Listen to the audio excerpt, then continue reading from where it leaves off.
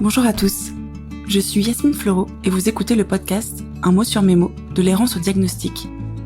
Vous entendrez des témoignages de personnes ayant pour point commun d'avoir vécu une errance médicale. J'ai pour ma part subi une errance médicale qui dura plus de 10 années, avant que le bon diagnostic soit posé sur tous mes symptômes et l'état dans lequel je me trouvais.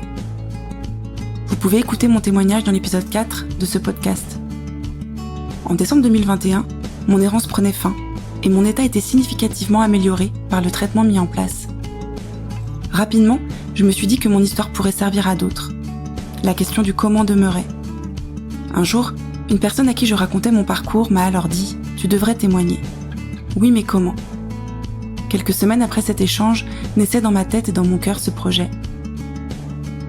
Au travers de ce podcast, j'espère donner de la force, de l'énergie et de l'espoir aux personnes qui vivent encore dans la souffrance et sans diagnostic de celle-ci. Comment se battre et lutter quand on ne connaît pas l'ennemi qui nous accable et nous met à terre ? Comment être cru, entendu et soutenu lorsque rien ne vient expliquer l'état dans lequel on se trouve ? Je souhaite plus que tout vous dire de ne pas baisser les bras et de toujours continuer d'y croire. Je souhaite aussi redonner la parole aux personnes ayant subi une errance médicale, car pour beaucoup, leur parole n'aura été que trop peu écoutée, entendue et même parfois niée. Une partie de moi se dit aussi qu'il est possible que certaines personnes se reconnaissent dans les symptômes évoqués par mes invités et que cela leur permettra de creuser cette piste avec leur médecin et peut-être mettre fin à leur errance plus rapidement. Enfin, ce podcast est destiné à ceux qui vivent de près ou de loin à côté d'une personne ayant une pathologie chronique et souvent une maladie et un handicap invisible. Le diagnostic est une étape primordiale et souvent libératrice, mais qui signe dans la plupart des cas le début d'un nouveau combat, celui de vivre avec une pathologie chronique. Que les mots de mes invités mettent en lumière ce qui est souvent tu, caché et parfois jugé. Dans ce podcast, chaque témoignage fera l'objet d'un épisode. Je fais le choix que certaines pathologies puissent être évoquées dans plusieurs épisodes, car les parcours et les symptômes peuvent être significativement différents pour une même pathologie. Je souhaite donner un maximum de chance aux auditeurs de se reconnaître dans les témoignages afin de les aider réellement et qu'ils se sentent moins seuls. Voilà, maintenant, place à l'épisode. N'hésitez pas à faire voyager ce podcast afin qu'il arrive à toutes les oreilles qui en auraient besoin. Je compte sur vous.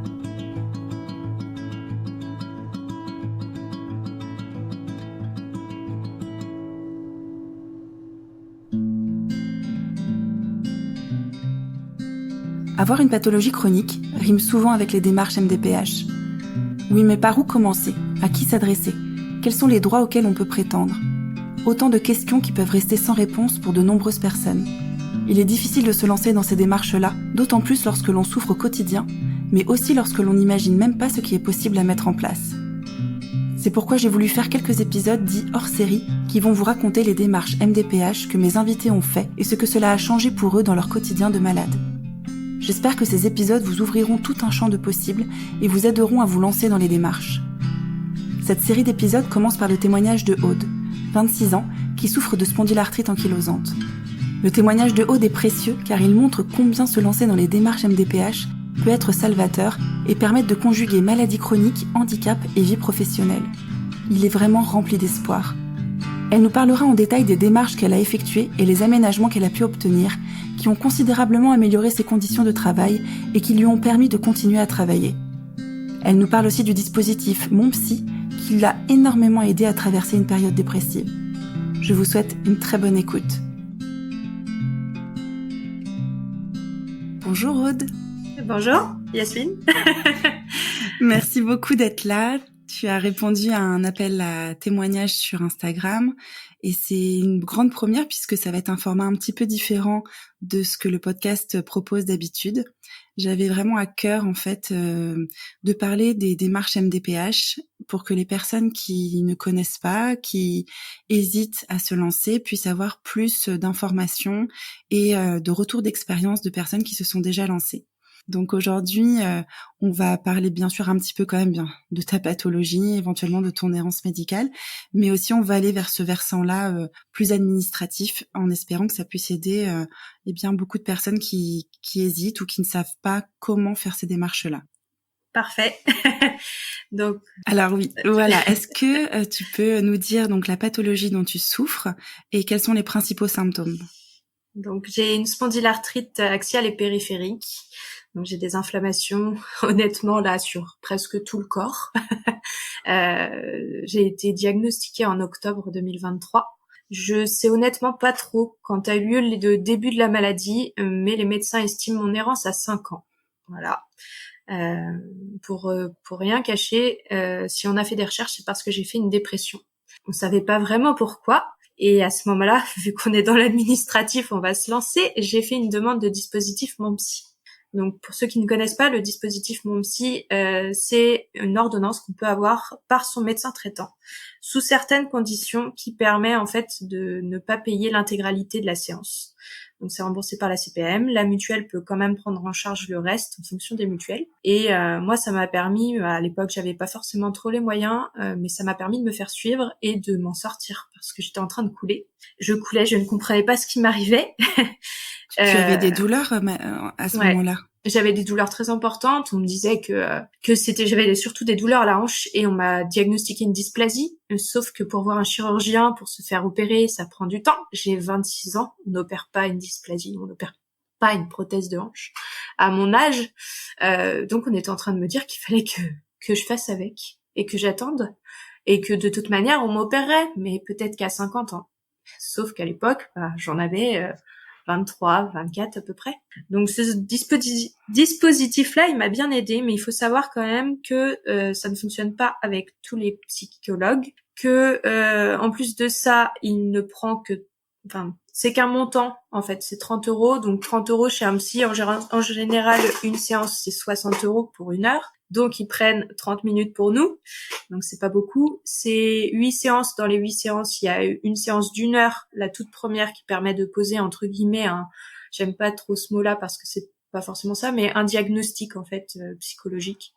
Et ensuite de travailler dessus. Donc ça c'est valable sur une année civile entière. Passer la fin d'année civile, il faut refaire une demande de dispositif Mon Psy. Donc ça c'est la première démarche. Mais donc du coup, c'est un dispositif que l'on peut renouveler. Oui, tous les ans. Pas plus par contre. Mais moi ça m'a bien aidé. J'ai quand même fait des séances en plus après ce dispositif-là avec la psychologue que je voyais. Et j'ai eu une chance énorme, c'est que mon médecin traitant et ma psychologue communiquaient entre elles pour mettre en place un traitement psy, en fait. Sans ça, je pense que ça aurait été très compliqué. Donc j'ai eu cette chance-là d'avoir, malgré on va dire ma poisse, d'avoir un médecin traitant qui est très à l'écoute. Là-dessus, je renierai jamais ça. D'accord. Donc après, pour aller un peu plus loin, après cette dépression-là, j'ai eu des gros soucis. Un soir, je suis rentrée chez moi complètement bloquée. Impossible de lever ma jambe. J'ai mis 1 heure à sortir de ma voiture. Je rappelle que j'ai 25 ans à l'époque. Et je suis chez moi, je suis bloquée, j'arrive pas à sortir de mon lit. Ma jambe me fait mal, mon dos me fait mal. Et j'appelle le 15 qui me dit, écoutez, là, on ne sait pas quoi faire pour vous. Attendez demain, allez voir votre médecin. Donc je les écoute, je prends rendez-vous avec mon médecin qui n'est pas là, et je tombe sur une remplaçante qui me dit, comme ça, comme si c'était évident, mais on vous a jamais parlé d'une spondylarthrite? Non, jamais. Et c'est là que j'ai commencé à faire tous les examens qu'il fallait pour être diagnostiquée pour la spondylarthrite. Donc j'ai été diagnostiquée officiellement en octobre 2023. J'ai le gène HLA-B27 positif, j'ai la CRP haute, j'ai une radio des sacroilites et une IRM positive. Je souhaite le patient miraculeux. Je sais pas comment dire ça. En tout cas, tu rentres dans les cases attendues pour diagnostiquer la spondylarthrite. Tout est coché. Mais voilà, ça. Donc j'étais très douloureuse, les anti-inflammatoires ça marchait pas très bien, les corticoïdes c'était compliqué pour moi aussi. J'ai eu d'autres soucis de santé donc c'était pas gérable. Donc à ce moment-là, on commence à me parler d'ALD pour une biothérapie. Donc d'affection de longue durée. De longue durée, voilà. Donc j'ai fait ce document d'ALD avec mon médecin traitant. Ce n'est pas le rhumatologue qui l'a fait. Il m'a envoyé vers mon médecin traitant pour faire cette demande-là. Donc elle s'est occupée de tout. Honnêtement, là, moi, j'ai rien eu de particulier à faire. Oui, ce qui est bien, c'est qu'en fait, c'est le médecin traitant qui, avec bien sûr l'accord du rhumatologue, enfin quand il y a un diagnostic qui permet de mettre en place l'ALD, qui fait toutes les démarches sur son ordinateur. Et il faut savoir en fait que l'ALD, ça permet une prise en charge à 100%, sans avance de frais, pour tout ce qui concerne la pathologie déclarée. Donc, si c'est pour autre chose, l'ALD ne rentre pas en compte. Par exemple, si on va pour une otite, on doit avancer les frais éventuels. Par contre, si on va pour des traitements, pour des douleurs ou une consultation, peu importe la raison, en lien avec, par exemple, pour toi, la spondylarthrite, tout est pris en charge. Je sais que moi, par exemple, bien sûr, il y a les traitements qui sont pris en charge dans l'ALD, mais je n'avance plus le kiné, je n'avance pas la balnéothérapie. Donc, ça permet vraiment, financièrement, en tout cas, de ne plus avoir à avancer d'argent, puisqu'on sait que quand on a une maladie chronique, ça peut très vite monter, les frais. Et donc, l'ALD permet cela. C'est ça. Après, il y a quand même le reste à charge. Moi, ça, je trouve ça important que les gens le sachent. Il y a toujours ce petit reste à charge sur chaque acte qu'on fait qui est environ de 50 centimes ou 1 euro. Donc, c'est pris à 100% entre guillemets parce qu'on paye toujours un petit peu, mais c'est vrai que ça soulage bien. Moi, dans mon cas, en fait, il fallait que je passe sur une biothérapie. Sans l'ALD, la biothérapie était juste impensable. J'allais au kiné, je vais toujours au kiné d'ailleurs, à la balnéothérapie aussi, donc forcément ça, c'est pris en charge. Enfin, ça, c'est une charge en moins, plus besoin de penser à emmener son chéquier, plus besoin de dire ah là là, est-ce que j'ai les sous sur le compte le temps que le chèque passe, que la CPAM me rembourse, ou alors l'inverse, que le praticien encaisse le chèque 2 mois après s'être fait rembourser. Donc non, c'est vrai que sans l'ALD, ça serait très compliqué pour nous tous, je pense. Il faut savoir aussi que l'ALD, dans certains cas, moi je m'en suis rendu compte, je suis allée à Disneyland, l'ALD m'a permis de ne pas faire de stationnement debout dans les files d'attente. L'ALD ? Ouais, en fait, avec mon document d'ALD, j'ai pu l'amener à l'accueil de Disneyland Paris, qui m'a donné un petit passeport où j'allais au fil d'attente. Il notait, je sais pas, moi, il y a 1 heure de queue. Il me disait de revenir dans 1 heure et je ne faisais pas la queue. Donc, c'est hyper important parce que sans ça, je ne serais pas sortie de chez moi et ça aurait été compliqué. Disney ne fait pas tout, mais Disney aide beaucoup dans la dépression. Dans mon cas, en tout cas. En tout cas, c'est un exemple parmi tant d'autres, mais ça t'a permis de faire quelque chose finalement de normal, même si je n'aime pas en soi ce terme-là, mais de mener une vie, on va dire, classique et de te permettre de faire ça, alors que sinon tu n'aurais jamais pu l'envisager. C'est ça. C'était impensable à l'époque d'aller à Disneyland. Alors tu vois, c'est marrant parce que pour moi, il fallait vraiment, par exemple, la CMI priorité pour avoir accès à ça et pas juste une ALD, non. Entre guillemets. Avec la CMI priorité, pour le coup, si je retourne à Disney, je ne fais plus la queue du tout. Voilà. Ah oui, c'est la nuance, c'est-à-dire là, que... en fait, ils me disent, il y a 1 heure d'attente, vous revenez dans 1 heure. Donc moi, pendant 1 heure, je peux être assis sur le banc en face. Je suis pas obligée d'être debout à piétiner. Sur la spondylarthrite, c'est juste un enfer d'être debout à ne pas bouger. Sur plein d'autres maladies aussi. L'ALD là-dessus, Disney est quand même assez sympa, on va dire. Et donc après ça, forcément, moi, je passe un peu du coq à l'âne là. Après l'ALD, j'ai commencé à être vraiment pas bien. Des gros soucis de mobilité. Je me déplaçais plus très bien. J'avais toujours soit une canne, soit une béquille. Je me déplace toujours en canne et en béquille d'ailleurs, mais il me fallait quelque chose, il me fallait une bouée de sauvetage parce que j'étais sans traitement avant la biothérapie. On m'a demandé de tout arrêter pour pouvoir faire des vaccins, dont la fièvre jaune. Et j'ai morflé, vraiment. Et à ce moment-là, mon médecin me dit, mais pourquoi vous faites pas les demandes? De toute manière, il vous faut une RQTH là. Comme vous êtes parti, faut savoir que c'était déjà la 2e fois que je faisais une reconversion professionnelle pour problème de santé. Donc là, voilà, elle m'a dit, mais protégez-vous, faites la RQTH, faites une demande de carte prioritaire. Et là, elle me dit, faites une demande de carte de stationnement. Alors moi, tout de suite, je me dis, mais, je suis un peu dans mon déni là. On est en décembre, ça fait 2 mois que je suis diagnostiquée officiellement. Je suis pas handicapée. Alors que si, il faut dire les choses, je le suis. Et elle me dit, mais réfléchissez-y, mais là, pour moi, vous allez être coincé, je sais plus quoi faire pour vous aider, on peut pas vous donner plus que ce que vous avez déjà en antidouleur, c'est possible d'avoir plus, mais ça veut dire que j'arrête mon travail, que je me retrouve en arrêt, je voyais pas l'intérêt, et je suis quelqu'un, le travail, c'est un peu toute ma vie, donc c'était pas pensable pour moi de faire ça. Donc, j'ai mis 2 semaines à me décider, au bout de 2 semaines, je me suis dit, allez, c'est ridicule, j'y vais. Donc je suis allée voir j'ai commencé les démarches toute seule chez moi. J'ai fait le premier questionnaire de RQTH. Faut savoir que c'est c'est compliqué à remplir. Le conseil que je donnerais, c'est de ne pas le faire seul, de le faire avec quelqu'un. Moi, j'ai mon conjoint qui vit avec moi, qui sait ce que je vis.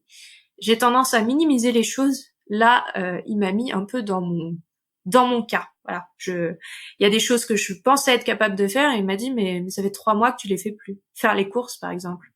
Il dit, si ça fait 3 mois que tu les fais plus, je vois pas comment dans 2 mois, ce serait possible que tu les refasses. Donc il dit non, là il faut. Donc j'ai commencé par le faire toute seule. Je lui ai fait lire, il m'a fait changer des choses. Et ensuite je l'ai fait lire à ma mère parce qu'elle me connaît quand même très bien, qui elle aussi a rajouté des choses. Et après ça, je suis allée voir mon médecin avec ce formulaire papier que je n'ai pas envoyé, j'ai attendu. Et là, mon médecin a fait toute la partie que lui peut faire, c'est-à-dire le bilan de santé, donner des pièces par rapport à ça pour expliquer pourquoi je suis dans cet état et pourquoi je fais ces demandes-là. La demande de carte de stationnement, par exemple, il faut, entre guillemets, prouver qu'on n'est pas capable de marcher plus de 250 mètres. Pour eux, c'est 250 mètres sans appui ou sans pause. C'est à ce moment-là qu'on peut avoir la carte de stationnement. Donc moi, à l'époque, impossible de marcher sans canne ou sans béquille. Donc forcément, la carte de stationnement paraissait être dans les cordes. Mais il faut bien savoir que chaque MDPH est différente et que chaque MDPH a ses propres petits curseurs ou critères. Donc voilà. Donc moi j'ai fait cette demande de carte de stationnement, carte prioritaire et RQTH, donc reconnaissance travailleur handicapé, qui était très importante pour moi. Et j'ai envoyé tout ça à la MDPH. Le délai de traitement pour la Caisse de Loire-Atlantique, parce que je suis en Loire-Atlantique, est d'entre 4 et 6 mois à peu près, pour les cas normaux, ce qui n'est pas mon cas. Je vais expliquer pourquoi après. Donc, comme je vous disais, j'ai changé de travail, donc je me suis retrouvée à devoir aller à la médecine du travail, vu que c'est un nouveau poste. Et là, la médecine du travail, je suis tombée sur quelqu'un qui tout de suite m'a dit non, moi je vous passe en incapacité de travail. Vous pouvez pas rester dans vos conditions actuelles. Vous avez pas c'est une zone bleue en bas de votre travail, donc vous ne pouvez pas stationner. Vous êtes au 2e étage, donc vous prenez les escaliers parce qu'il n'y a pas d'ascenseur. Votre bureau, je pense qu'il doit pas être adapté, donc moi je tombe de haut. Enfin, j'ai quand même fait une reconversion exprès par rapport à ma maladie, par rapport à ma dépression. J'ai fait attention. Je me suis dit, je vais essayer de trouver quelque chose avec moins de douleur, un poste plus tranquille. J'étais dans un milieu un peu plus physique, donc j'ai essayé de changer ça. Et là, je tombe des nues, en fait. Je me dis, mais ils sont censés m'aider à garder mon poste. Et là, ils me disent qu'ils veulent me mettre en invalidité. Donc j'en discute avec elle et je défends mon point de vue parce que je comprends pas, en fait, pourquoi on me pousse, entre guillemets, à aller vers la AH, donc l'allocation adulte handicapé. Clairement, c'est ça. Alors que j'ai 26 ans et que moi, je me sens encore en capacité de travailler. Je pense que c'est mon corps, c'est à moi de décider. Et tu en as envie en plus. J'en ai envie et puis je me connais, je sais que... besoin. Voilà, je sais que j'en ai besoin et que sans ça, je ne tiens pas. Et donc à ce moment-là, elle me dit, écoutez, moi, je vous propose quelque chose. Je fais venir un ergonome de la médecine du travail chez vous, à votre entreprise, qui va diagnostiquer, entre guillemets, votre environnement. Et en fonction de ça, on verra si on vous met en invalidité ou pas. Donc là, je ressors de là un peu effondrée quand même. Je pense que ça a été le gros déclic pour moi là, de me dire bon, là, je peux perdre mon travail quand même. Je suis pas prête à ça. J'ai toujours pas de traitement. Je suis un peu au fond du trou aussi.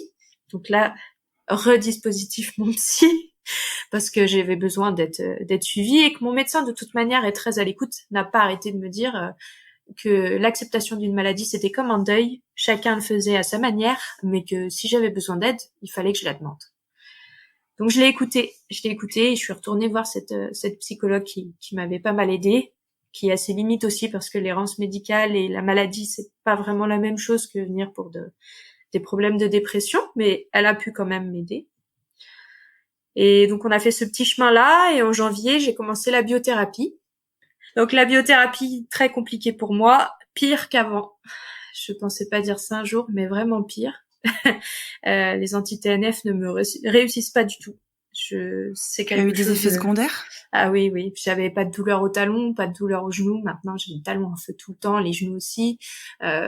J'étais pas forcément malade quand je faisais l'injection, ça se passait plutôt bien. Mais par contre, derrière, mon corps me disait encore plus stop qu'avant. Donc j'étais... Mais ton rhumatologue pense que c'est la biothérapie qui t'a déclenché des douleurs au talon et au genou ? Oui. Oui, parce que ça correspond avec le début des injections. Et quand je les ai arrêtées, parce que du coup j'ai changé de biothérapie depuis, je n'ai plus de douleur. En fait, ils pensent que les anti-TNF ne me réussissent pas. Donc maintenant, je suis sous une autre biothérapie qui s'appelle interleukine 17 et Oui. qui me réussit beaucoup mieux. Donc Mais important à c'est la savoir. première fois que j'entends ça. Alors je savais qu'il pouvait y avoir des effets secondaires, même des effets secondaires graves, mais sur d'autres organes du corps et pas du tout en lien avec de l'inflammation créée par la biothérapie. Ah, et non, là, ça a été mon corps entier me brûlait. J'étais une torche. Donc ça a été très très compliqué et j'ai arrêté cette biothérapie qu'en mars. Donc, j'ai commencé la nouvelle en avril. Ça a été compliqué vraiment pour moi. Et pendant ce début de biothérapie un peu catastrophique, l'ergonome de la SSTRN et la médecine du travail de Nantes, est venu à mon travail. Donc j'étais pas du tout en forme. Je me suis dit c'est sûr, ils vont me mettre en invalidité. J'avais toujours pas de retour de la MDPH. Enfin, je commençais un peu à paniquer, quoi. Je me disais là, je fais quoi? Et l'ergonome en face de moi, une chance pour moi, a une spondylarthrite. Il n'y a pas de hasard, hein. Et elle comprend ce que je vis, mais me dit quand même, vous savez, les biothérapies, ça soigne tout. Moi, je suis en rémission. Sauf que moi, à l'époque, je suis pas en capacité de l'entendre, en fait. Parce que, je suis sous biothérapie. Ma vie est pire. Et je vois pas de changement. Enfin, pas dans le bon sens. Donc, je l'écoute qu'à moitié, mais en même temps, j'ai ce truc-là de me dire, bon, elle peut comprendre ce que je vis, donc on va essayer de faire en sorte que ça se passe bien.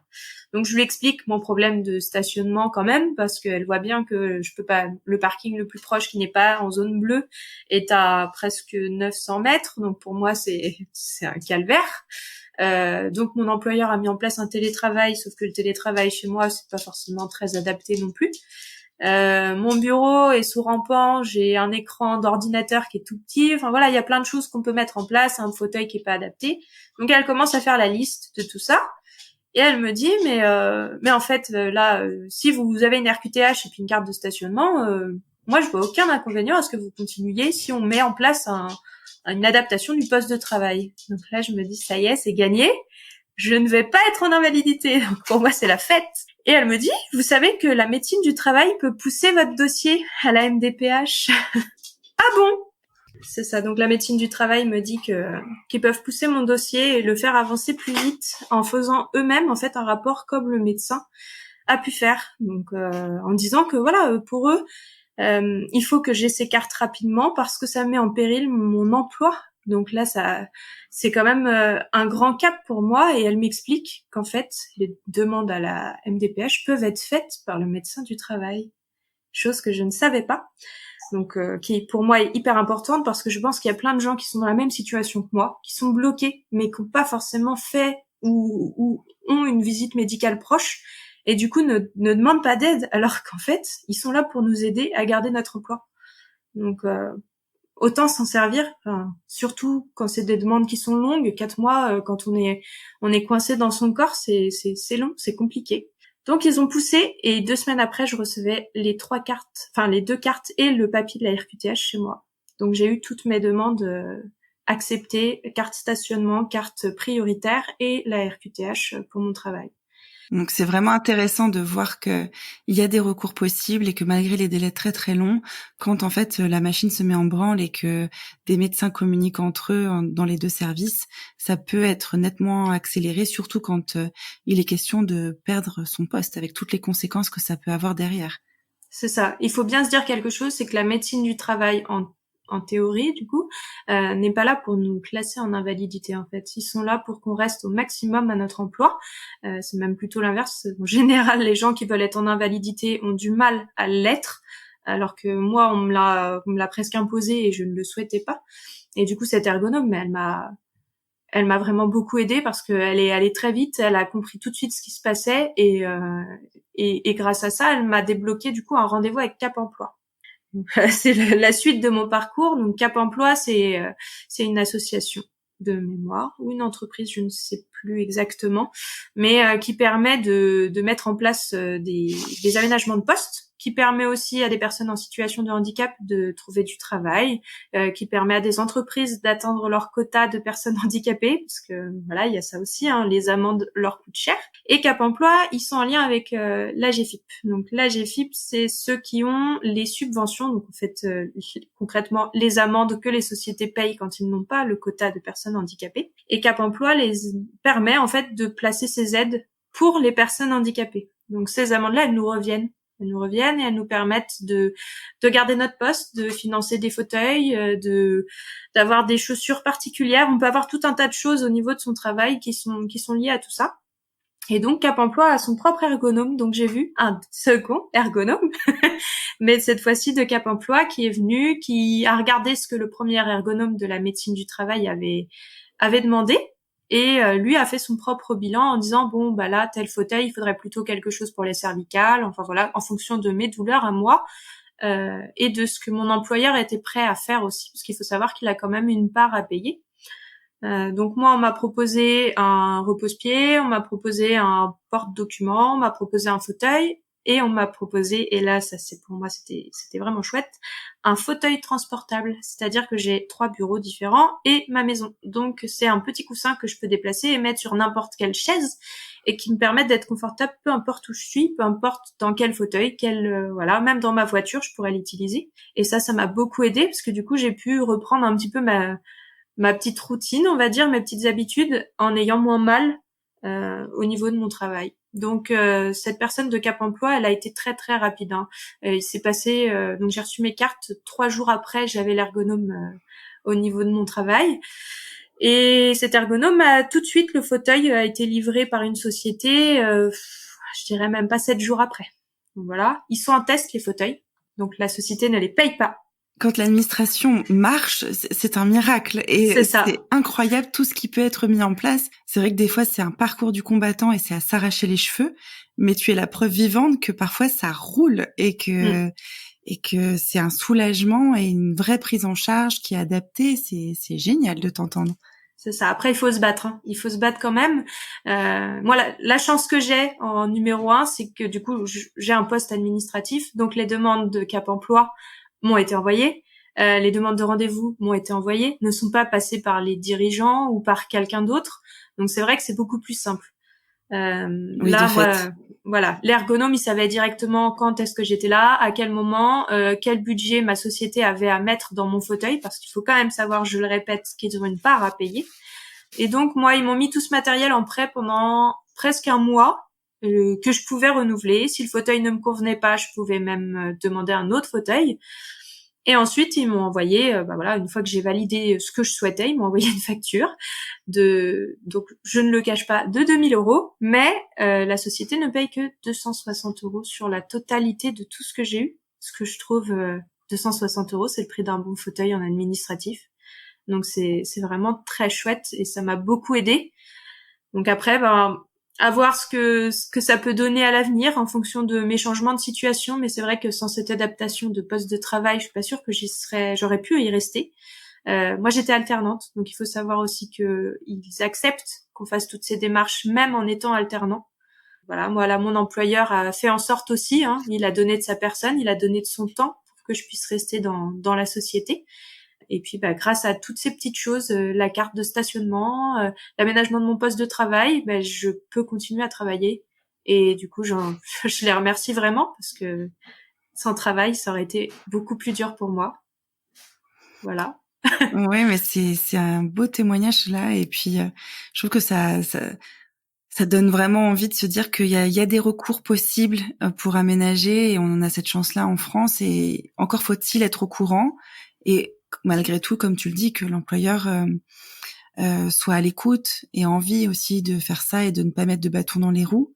Et puis de tomber sur les bonnes personnes à la médecine du travail qui ont aussi vraiment ce désir-là de faire bouger les choses et qui finalement t'ont entendu et t'ont écouté. C'est ça. Tout mis en place pour que tu puisses continuer à travailler.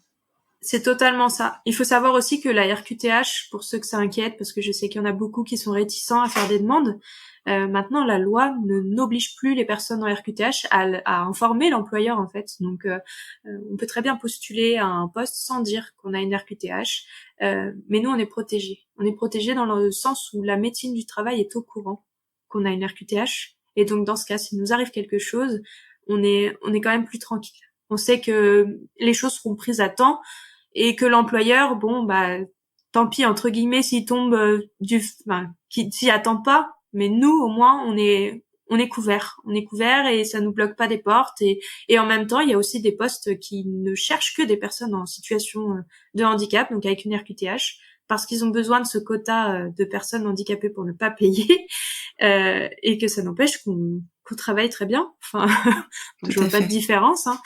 Donc il faut aussi remettre tout ça. Cap Emploi, ils peuvent nous aider aussi à trouver du travail, mais pour ça, il faut avoir une RQTH. Voilà, on en revient toujours là-dessus.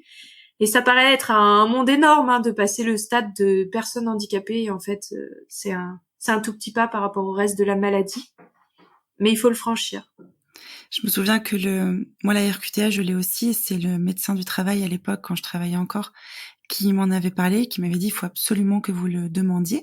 Il m'avait dit, c'est la première pierre à l'édifice. En fait, sans RQTH, on ne peut rien faire derrière au niveau des aménagements de poste, d'un ergothérapeute. En fait, on ne peut rien faire sans la RQTH. Donc, il faut la demander pour que le jour où vous avez besoin de plus, eh bien, vous ayez déjà un dossier d'ouvert à la MDPH ou à la MDA. Moi, c'est la maison de l'autonomie, mais c'est pareil. Et en fait, ça ouvre des portes. Et comme tu l'as si bien dit, on n'est pas obligé d'en parler. Donc, c'est à notre disposition et à notre discrétion, j'ai envie de dire. Donc, si on veut en parler, on peut. Si on veut ne pas en parler, on peut aussi. Donc, et c'est aussi un document que l'on a assez facilement, puisque ça n'ouvre pas de droits financiers.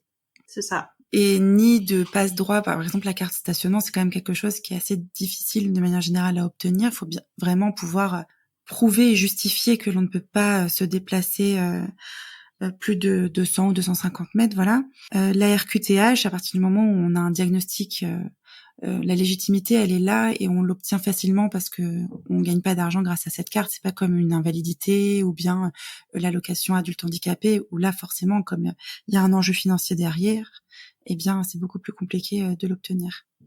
Ah, mais c'est totalement ça. En plus de ça, sans cette RQTH, je n'aurais pas pu avoir le rendez-vous avec Cap Emploi. Je n'aurais pas gardé mon travail. Donc, en fait, j'aurais été complètement à contresens de ce qu'elle me permet de faire.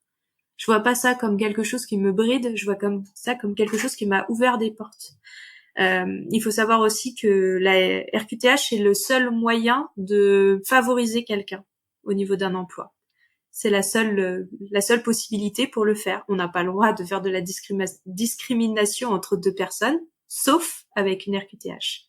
Mmh. Et ça, c'est important de le dire aussi. Ça veut dire qu'avec ça, si on souhaite travailler et qu'on le peut, parce que c'est surtout ça, si on le peut, on pourra être prioritaire sur certains postes, y compris des postes à responsabilité qui sont quand même importants. Enfin, moi, je pense pas que le fait d'avoir des problèmes de mobilité ou la fatigue, hein, forcément la fatigue chronique, m'empêche de faire moins bien mon travail que mes collègues. Ça, j'y crois pas. Non, voilà. Moi non plus. Comment tu vas aujourd'hui, surtout d'un point de vue psychologique, puisque tu évoquais une dépression et vraiment beaucoup de difficultés à ce niveau-là? Donc, je suis plus en dépression, mais c'est quand même toujours compliqué. Je suis toujours suivie. Je vois aussi une sophrologue. J'essaye de faire au mieux pour moi. L'hiver est toujours plus compliqué que le printemps-été. Mais voilà, il faut s'accrocher et surtout il faut pas lâcher, il faut se trouver des projets, il faut essayer d'avancer au-dessus, même si c'est pas toujours simple de voir le bout. Voilà. Merci beaucoup pour ton témoignage aujourd'hui et je sais que beaucoup de personnes avec qui j'ai échangé, que ce soit pendant les podcasts ou même en off, on va dire, sur les réseaux sociaux ou dans mon entourage, les questions des démarches, c'est vraiment quelque chose de difficile et c'est un cheminement. C'est aussi accepter ce terme de handicap. Mais voilà, je trouve que c'est un beau message d'espoir et de se rendre compte que c'est quelque chose qui va permettre et non pas empêcher. C'est ça. Et voilà, je te remercie beaucoup pour tous ces mots. Merci à toi, Yasmine. À bientôt, Aude. À bientôt. Il n'est pas toujours facile de se lancer dans les démarches MDPH, car cela veut aussi dire avancer sur le chemin de l'acceptation de la maladie et de ses conséquences dans sa vie. Merci Aude d'avoir partagé ton histoire avec autant de sincérité et d'avoir montré que MDPH rime parfois avec renouveau et espoir. Que ces dispositifs peuvent considérablement améliorer les conditions de vie et permettre de se maintenir dans son travail. Tu es vraiment une belle rencontre et je voulais te remercier pour tes encouragements depuis le début du podcast et ta confiance. Je te souhaite le meilleur pour la suite. J'espère que cet épisode vous aura fait autant de bien qu'à moi et que cela pourra vous aider. N'hésitez pas à partager le podcast autour de vous pour le faire connaître, afin qu'il puisse, je l'espère, soutenir un maximum de personnes. Vous pouvez aussi vous abonner au podcast pour connaître la sortie des prochains épisodes et suivre celui-ci sur sa page Instagram, un mot sur mes mots. Je vous dis à très bientôt pour un nouvel épisode.